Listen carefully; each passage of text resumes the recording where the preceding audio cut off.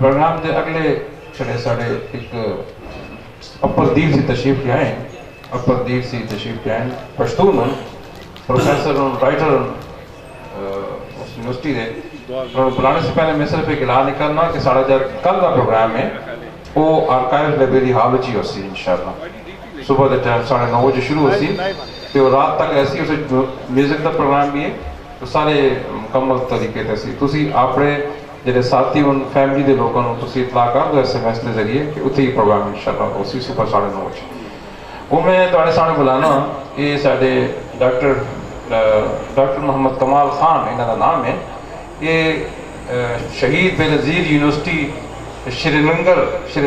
ਸ਼੍ਰੀਨਗਰ ਅਪਰ ਦੀਰ ਦੇ ਪ੍ਰੋਫੈਸਰ ਹਨ ਲਿੰਗੁਇਸਟ ਹਨ ਇਹਨਾਂ ਦਾ ਸਬਜੈਕਟ ਇੰਗਲਿਸ਼ ਹੈ ਅਸਿਸਟੈਂਟ ਪ੍ਰੋਫੈਸਰ ਇੰਗਲਿਸ਼ ਨੇ ਤੇ ਇਹ ਜਿਹੜਾ ਮੌਜੂਦ ਤੁਹਾਡੇ ਸਾਹਮਣੇ ਪੇਸ਼ ਕਰ ਦੇਣ ਔਰ ਵੈਸੇ ਇਹਨਾਂ ਦੀ ਖੁਆਇਸ਼ ਤਾਂ ਹੈ ਕਿ ਮੈਂ ਇਹਨੂੰ ਪੇਸ਼ ਕਰਾਂ ਪ੍ਰੋਜੈਕਟਰ ਤੇ ਸਾਡੇ ਮਲਟੀਮੀਡੀਆ ਤੇ ਲੇਕਿਨ ਇਹਨਾਂ ਨੇ ਮੈਨੂੰ ਗੁਜ਼ਾਰਿਸ਼ ਕੀਤੀ ਹੈ ਕਿ ਤੁਸੀਂ ਔਰਲ ਪੇਸ਼ ਕਰੋ ਇਖਤਸਾਰ ਇनको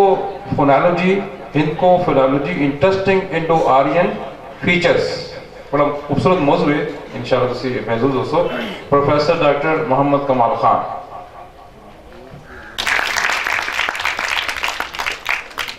बिस्मिल्लाहिर्रहमानिर्रहीम अस्सलामु अलैकुम। मैं सोच रहा सी कि बड़ा ज़बरदस्त एक सिलसिला बन गया परवीन मलिक साहब ने भी इंडो आर्यन फीचर्स से गल की थी तो राशिद साहब ने भी इंडो आर्यन ही मेन मौजू रखे है तो मेरा भी जो मौजू है वो हैगा जी फोनोलॉजिकल इंडो आर्यन फीचर्स ज़माना दे इलम दे विच जदों टैक्नीकल रिसर्च होंदी है तो असी सिर्फ ज़बानी उमूर ते क्लेम नहीं कर सकते कि ए लैंग्वेज इंडो आर्यन है टैक्निकलिटीज़ वेख के उहदे बेस ते साबित करने कि जी आया इनको इंडो आर्यन है वे कि नहीं वे ठीक है जी तो ये मेरा टॉपिक है थोड़ा जिहा मैं तारुफ करवा देवां कि साडे कोल एक सेंटर है उन्होंने कहते हैं Srinagar research centre for northern languages का असी एक रिसर्च सेंटर बनाया हुआ है तो उधर असी लैंग्वेजेस से काम कर रहे हैं और हिंको ते भी असी छोटा मोटा काम शुरू किया हुआ। अच्छा जी हिंको जेडी वैरायटी में एग्जाम्पल के तौर पर यूज कर रहे हैं ये हज़ारा डिवीजन से बोली जाने वाली तनोली डायलैक्ट है ठीक है जी वो मैं डाटा लिया तो वो बेस से मैं अपनी जी प्रेजेंटेशन है वो मैं पेश कर रहा इस वैरायटी के 31 कॉन्सोनेंट ने 30 ते 31 9 वावल्स ने तो 2 जड़े ने और डिफ्थोंग्स ने ठीक है टोटल 11 मतलब 42 साउंड्स ने 42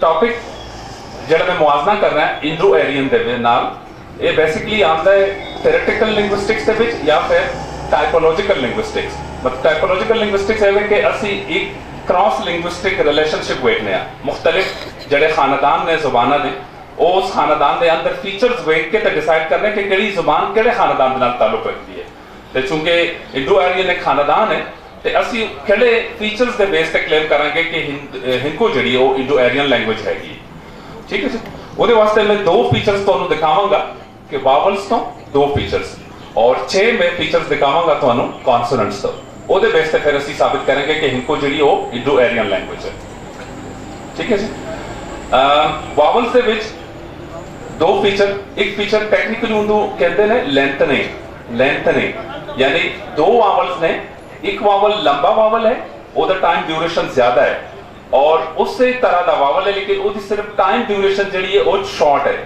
लॉन्ग वर्सेस शॉर्ट टेक्निकली एक आता है लेंथनिंग ठीक है जी यदि एग्जांपल भी मैं तुहानूं देना नीत मैं नमाज नीत रहा नीत ते नित मतलब डेली रोज कोई काम करना नीत ते नित बाकी न दोवां लफ्ज़ां दे शुरू दे जिहड़े साउंड्स ने न ते दोवें लफ्ज़ खत्म हो रहे ने थ लेकिन जिहड़ा विचकार वावल आ रहा ई ते ए ये तुसीं देखो 2 डिफरेंट वावल ने ते ये जिहड़ा फीचर है इंडो आर्यन लैंग्वेजेस का एक टिपिकल खास फीचर है ठीक है जी ते एक फीचर हो गया यही ये वास्ते एक और एग्जांपल तार तार धागा तार ते तर ठीक है जी तर पानी देना तर करना तार ते तर ते लेंथनिंग का फीचर है दूसरा वावल दे विच नेजलाइजेशन साढ़े इंडो आर्यन लैंग्वेजेस जड़े ने जिस तरह उर्दू है पंजाबी है या हिंको है ਪੋਠੋਹਾਰੀ ਹੈ, ਇਹਦੇ ਵਿੱਚ ਨੈਜ਼ਲਾਈਜੇਸ਼ਨ ਹੁੰਦੀ ਹੈ।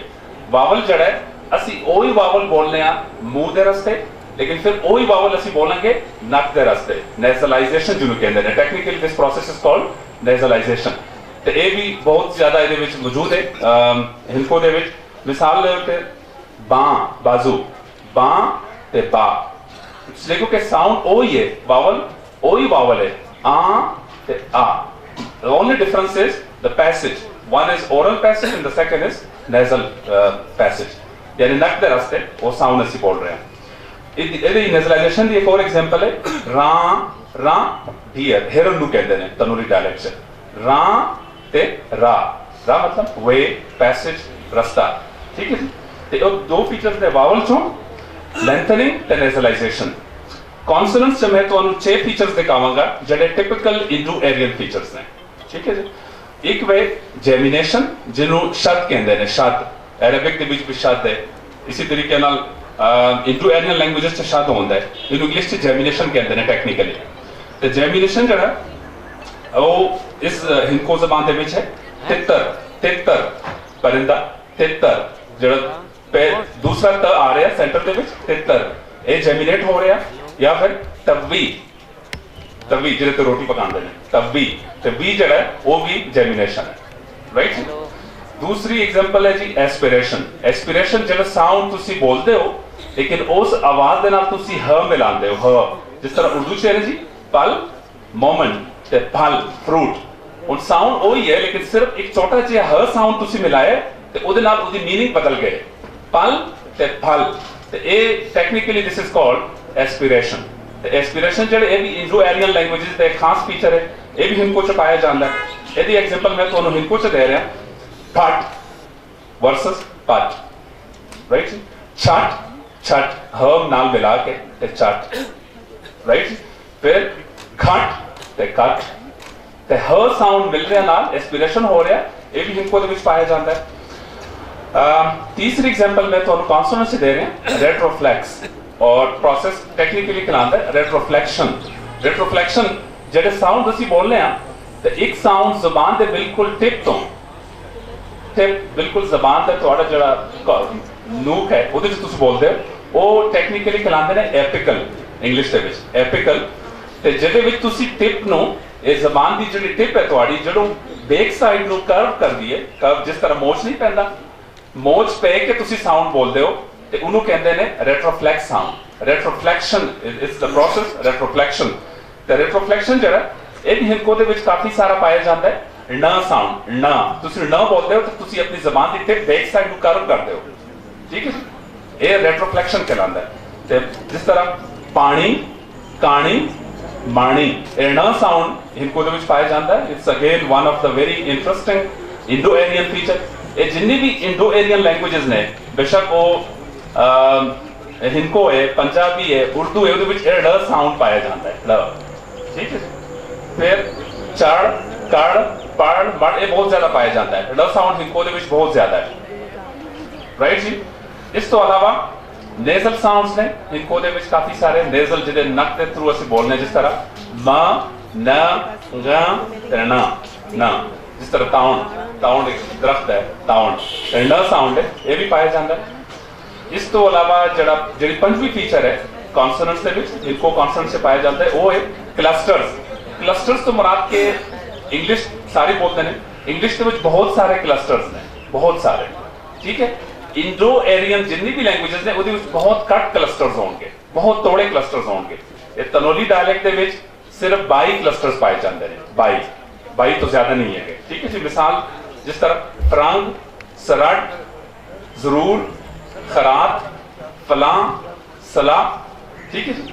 ਇਹ ਬੜੇ ਲਿਮਿਟਡ ਨੇ, ਬਹੁਤ ਜ਼ਿਆਦਾ ਨਹੀਂ ਹੈ। ਇਹ ਫੀਚਰ ਹੈ ਇੰਡੋ ਏਰੀਅਨ ਦਾ।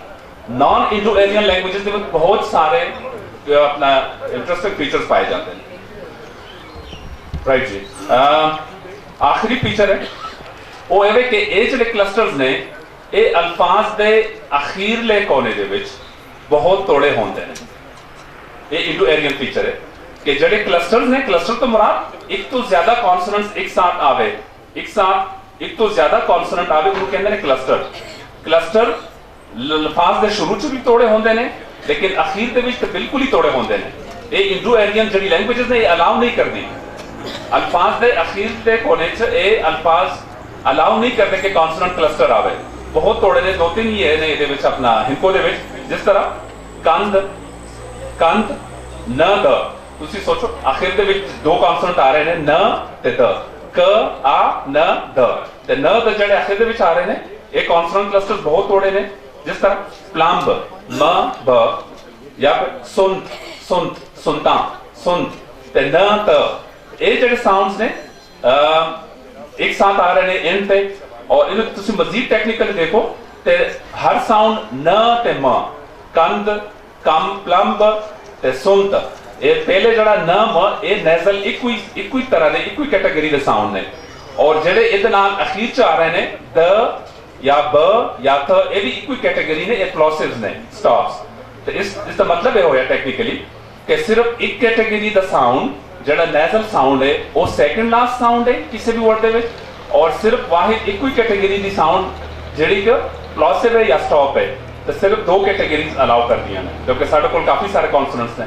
तो इसका मतलब ये होया कि बहुत ही तोड़े कॉन्सोनेंट क्लस्टर्स अलाउ कर दिए Hindko language, and this is again one of the very prominent feature of Indo Aryan languages. तो ये जो 6 फीचर्स मैं तुहानू दसे ने, इहदे बेस ते असीं क्लेम कर सकते हैं कि जी हिंको जिहड़ी वो टिपिकल इंडो एरियन लैंग्वेज है। मजीद टेक्निकली थोड़ा दसांगा, और मेरा ख्याल लास्ट कमेंट होएगा इस तो पहले कि जवाउद्दीन साहब मैनूं कहते जी थोड़ा टाइम खत्म हो गया, तो मैं दसा जी कि एक ही वजह है क्यों ये इंडो एरियन लैंग्वेजेस दे विच जिहड़े फीचर्स ने वो कॉमन पाए जाते हैं। मतलब असी इन्हां फीचरां दे बेस ते किस तरह क्लेम करांगे कि जी ये किसी खास खानदान की लैंग्वेज है, खास खानदान की जुबान है, जिस तरह पंजाबी है, हिंको है, पोटोहारी है, ठीक है जी, उर्दू है। तो इहदा टेक्निकली जस्टिफिकेशन है थेरेटिकल जस्टिफिकेशन कि जो बहुत सारी कम्यूनिटीज एक साथ रहिंदियां ने ते वो शेयरिंग करदियां ने, बहुत सारे अल्फाज उन्हां दे शेयरिंग होंदे ने, बोरो करदियां ने एक दूसरे तो, बोरोविंग कहंदे ने इहनूं टेक्निकली, बोरो करदे ने, ते ये साउंड्स ये अल्फाज बोरो होंदे ने। और दूसरा इनू एरियल लिंग्विस्टिक्स की ज़बान च जो एरियल लिंग्विस्टिक्स अच्छी करें कि area wise linguistics on the basis of aerial connection, aerial AIR वाले नहीं, ये ARE है, एरियल कनेक्शन, कि there is some connection on the basis of area where more than one community they live together and they borrow from each other.